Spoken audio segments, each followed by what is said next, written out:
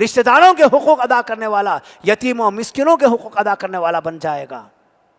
اگر تھوڑا سا غور کر کے دیکھیں عزیزان محترم، ہمیں ایسا ہی بننا ہے۔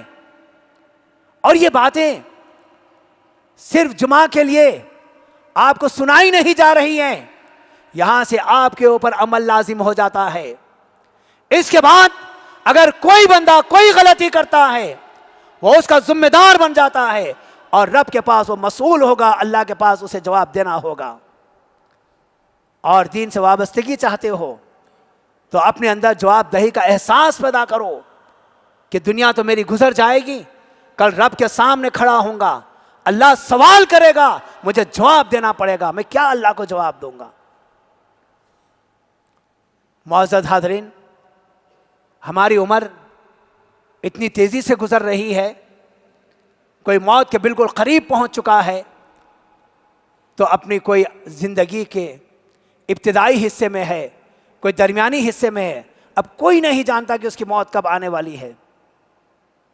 اس کے باوجود بھی تھوڑا اپنے گریبان میں جھانک کر دیکھ لے، یا اپنے آپ کا جائزہ لے کر دیکھیں، اتنی طویل زندگی گزرنے کے بعد بھی ہم نے اسلام کو کتنا اپنایا ہے۔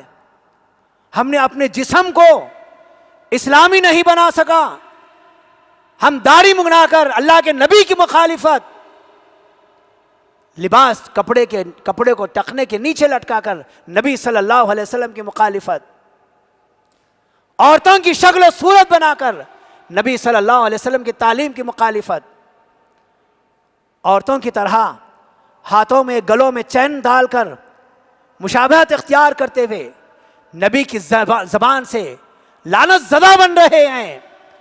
ایسے لوگوں کو شرم و حیا نہیں آ رہی ہے، یہ بے غیرت بن گئے ہیں، بے شرم اور بے حیا ہو گئے ہیں۔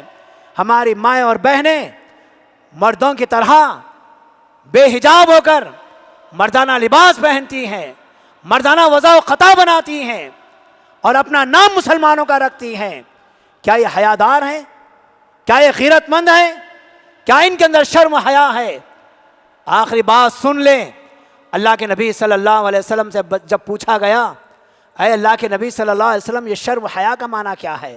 آپ نے کہا، سر اور اس کے اطراف کے اعضاء کی حفاظت کرنا، اور پیٹ اور اس کے اطراف کی حفاظت کرنا۔ جو بندہ یہ اس کی حفاظت کر لے گا ان اعضاء کی، وہ بندہ شرم و حیا والا ہے، اور جو ان کی حفاظت نہیں کرے گا وہ بے شرم بے حیا ہے۔ سر کے اطراف اس کی آنکھ ہے، اس کے کان ہے، اس کی زبان ہے، اس کی حفاظت کرنا، اس سے شرم و حیا والا بندہ بنے گا۔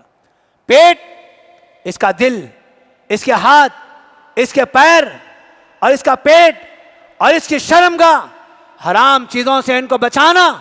اگر کوئی بچا لے گا تو سمجھے شرم حیا والا ہے۔ اور دین سے جو بندہ وابستہ رہے گا، دین کو پکڑا رہے گا، وہ آنکھ کی برائی سے، کان کی برائی سے، زبان کی برائی سے، ہاتھ اور پیر اور اپنے پیٹ اور اپنی شرمگاہ کی برائیوں سے بچائے رکھے گا۔ یہی بندہ شرم و حیا والا ہے۔ اور جس کے اندر شرم و حیا نہیں ہے، جو بے غیرت ہے، جو بے شرم ہے، اللہ کے نبی صلی اللہ علیہ وسلم نے فرمایا، سابقہ انبیاء اکرام کی تعلیمات میں سے تعلیم یہ بھی ہے، اگر تمہارے اندر شرم و حیا نہیں ہے، فَاصْنَعْ مَا شِئْتَ، اب تم بے حیا ہو گئے ہو، جو کرنا چاہے کرو۔ عزیزان محترم، کیا اسلام ہے؟ کیسا پاکیزہ اسلام ہے؟ اس کی تعلیمات کتنی واضح ہیں، اور اس کو اپنانے والوں کے لیے اللہ کے پاس کتنا بڑا مقام ہے۔ اللہ نے ہم مسلمانوں کو کس بلندی پر پہنچایا تھا، اور آج ہم نے بد عملی کی وجہ سے، دین سے دوری کی وجہ سے کتنے دور پہنچ چکے ہیں۔ اللہ کے لیے ان ساری چیزوں سے اپنے آپ کو بچائے رکھیں، اور جو اسلام سے وابستہ کرنے والی چیزیں ہیں ان چیزوں کی طرف اپنے آپ کو راغب کریں۔ معزز حاضرین، میں اپنی بات کو یہیں پر ختم کرتے ہوئے ایک بات کا اعلان کرنا چاہتا ہوں۔ مرکزی جمعیت اہل حدیث ہند کی جانب سے 35ویں آل انڈیا اہل حدیث کانفرنس منعقد کی جا رہی ہے۔ آپ کو یہاں پر ایک بات میں بتا دوں، شاید اکثر و بیشتر لوگ اس سے واقف نہیں ہیں، جب داعش کا فتنہ اٹھا تھا اس وقت 3 جماعتوں کے اوپر پابندی لگانا یہ طے ہو چکا تھا۔ مرکزی جمعیت اہل حدیث ہند، پاپولر فرنٹ اور جمعیت العلماء پر اس وقت مرکزی امیر کی جد و جہد، ان کی کوششیں اور ان کی کاوشوں کا اثر یہ رہا کہ ہم پر سے یہ بڑا مسئلہ ٹل گیا، اور اس کے لیے یہ کانفرنسیں 2014 سے 2 سال اور 3 سال میں برابر منعقد ہو رہی ہیں۔ ان کانفرنسوں میں سیاسی، سماجی، ملی قائدین اور تمام مسلکی قائدین کو اس میں خصوصیت کے ساتھ بلایا جا رہا ہے، اور وہاں سے جمعیت اہل حدیث کے پیغام کو بلند کیا جا رہا ہے۔ اس کانفرنس میں ڈگ وجے سنگھ جو کانگریس سے تعلق رکھتے ہیں، انہوں نے اس کانفرنس میں آ کر صادق پور پٹنہ کی اہل حدیثوں کی تاریخ مرکزی جمعیت اہل حدیث کے اسٹیج سے بیان کی۔ اکثر و بیشتر اہل حدیث بھی اس سے واقف نہیں تھے۔ اور کپل سبل یہ جب تعلیم کے منسٹر بنے، انہوں نے کہا کہ اہل حدیثوں، تمہارا میرا تعلق بڑا گہرا ہے، اس لیے کہ میں اپنا رہنما مانتا ہوں ابوالکلام آزاد کو۔ وہ وزیر تعلیم تھے، انہوں نے تعلیم کا جو نصاب بنایا، جو اصول و ضوابط بنائے، میں نے انہی کے اصول و ضوابط کو اپنایا۔ میں اپنا رہنما ابوالکلام آزاد کو مانتا ہوں، اور میں جانتا ہوں ابوالکلام آزاد اہل حدیث تھے۔ اور کاروان کے محمد احمد خالدی صاحب، اس وقت حیدرآباد میں علماء کی کمی تھی، اگر کوئی مسئلے میں دشواری پیش آتی، بذریعہ قد ابوالکلام آزاد سے جواب طلب کیا کرتے تھے، اور ابوالکلام آزاد قرآن و حدیث کی روشنی میں جواب دیا کرتے تھے۔ یہ ہماری تاریخ ہے، اس سے ہم کوسوں دور ہو گئے ہیں۔ ایک بات میں آپ کو بتا دوں، حیدرآباد اہل حدیث یہاں پر کب آئے ہیں؟ لوگ یہ بتاتے ہیں کہ 100 سال کی پیداوار ہے، 150 سال کی پیداوار ہے۔ اگر آپ دیکھیں گے تاریخ اٹھا کر، محمد بن قاسم کے دور میں نوائد کے نام سے یہاں پر اہل حدیث حیدرآباد دکن میں داخل ہو چکے تھے، اس وقت سے یہاں پر اہل حدیثوں کا وجود ہے۔ یہ اس بات سے ہم واقف نہیں ہیں۔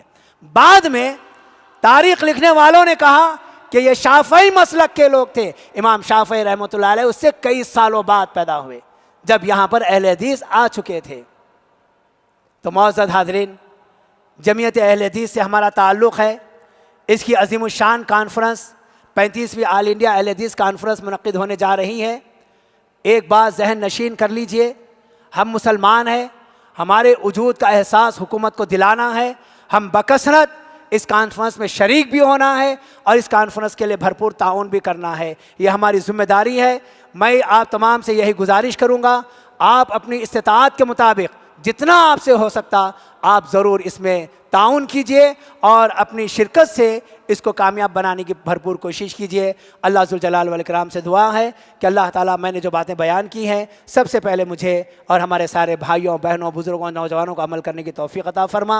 اے اللہ، اس وقت ہم جو دین سے دور ہو گئے ہیں، صحیح معنوں میں اس دین سے ہمیں وابستہ فرما، اس دین کی اہمیت کو جاننے کی توفیق عطا فرما، رب کی عظمت کو جاننے کی توفیق عطا فرما۔ اے اللہ، ہمارے دلوں میں شیطان جو گھر بنا لیا ہے، جو شیطانی حرکتیں ہم سے ہو رہی ہیں، اے اللہ ان تمام چیزوں سے ہمیں محفوظ فرما، ہمارے دلوں میں تقویٰ پیدا فرما، ہمارے دلوں میں للہیت پیدا فرما، ہم تمام کو اللہ نیک بنا دے، ایک بنا دے، متحد اور متفق بنا دے۔ اے اللہ، ہمارے اندر جو اختلاف انتشار ہے یہ شیطان کی جانب سے ہے، اے اللہ اس کا خاتمہ فرما دے۔ اے اللہ، ہم تمام کے اندر صالحیت پیدا فرما دے، صلاحیت پیدا فرما دے۔ اے اللہ، ہم میں جو پریشان حال ہے ان کی پریشانیوں کو دور فرما، جو مصیبتوں میں اللہ ان کی مصیبتوں کو دور فرما، جو بیمار ہیں انہیں شفاء کاملہ عاجلہ نصیب فرما۔